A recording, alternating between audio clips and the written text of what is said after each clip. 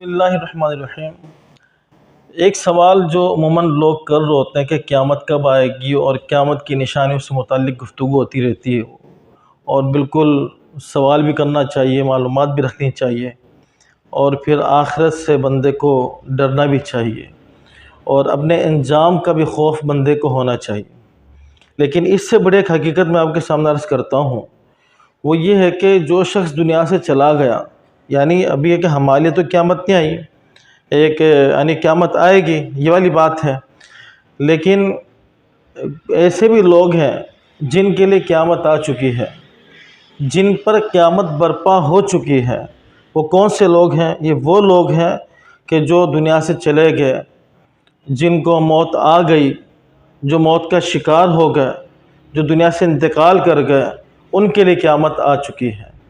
اب وہ مزید بس ان کا جو انتظار ہے وہ اب آخرت کا انتظار ہے، حساب و کتاب کا انتظار ہے، اور جزا و سزا کا انتظار ہے، جنت اور دوزخ کے فیصلے کا انتظار ہے۔ باقی ہے کہ ان کے لیے قیامت تو آ چکی ہے۔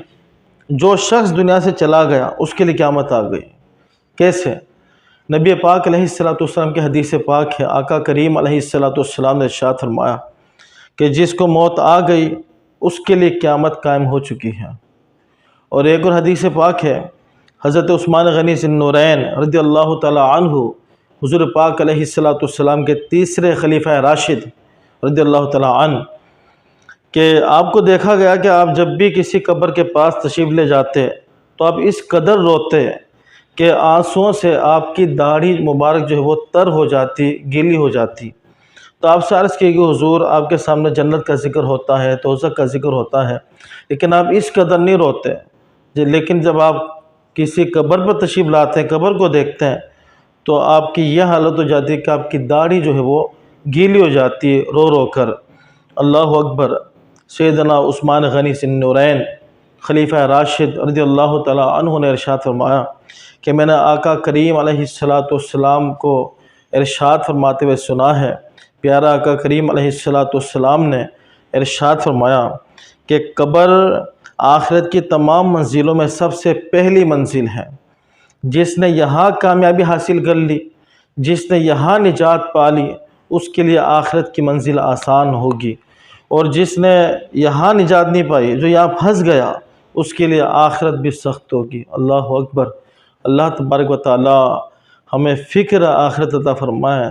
دنیا جو ہے وہ یہ تو دار البقا نہیں ہے، دار الفنا ہے۔ انسان یہاں تیاری کے لیے آیا ہے۔ تو یہ جو لوگ سوالات کر رہے ہوتے ہیں کہ قیامت کب آئے گی، قیامت کی نشانیاں، بڑی بڑی نشانی کون سی آگے، بالکل سوال کرنا بھی چاہیے، احادیث کا علم بھی ہونا چاہیے، اور نشانیوں سے متعلق بھی علم ہونا چاہیے، مگر ایک ساتھ ساتھ اس بات کو بھی جاننا چاہیے کہ جیسے ہی سانس رک جائے گی، جیسے ہی زندگی کی گھڑی ختم ہو جائے گی، وہیں قیامت برپا ہو جائے گی۔ اللہ پاک عمل کی توفیق عطا فرمائے۔